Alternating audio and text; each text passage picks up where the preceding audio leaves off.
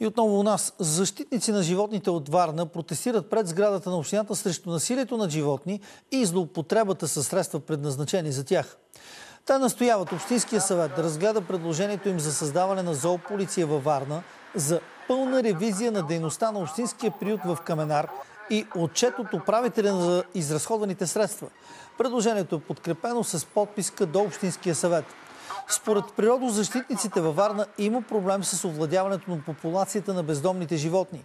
Те настояват още за прозрачност при акциите за кастрация на бездомните котки и за гаранция за сигурността на животните след тези интервенции.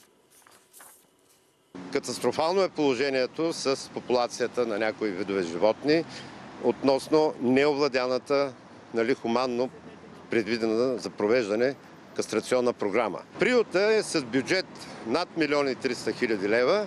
Реално проведена кастрация на котка, както и на други видове, за сега няма. Смятам, че кастрацията трябва да започне първо от домашните любимци, защото всички тези бедстващи животни, които виждаме по улиците, са именно от поколението на некастрирани домашни любимци.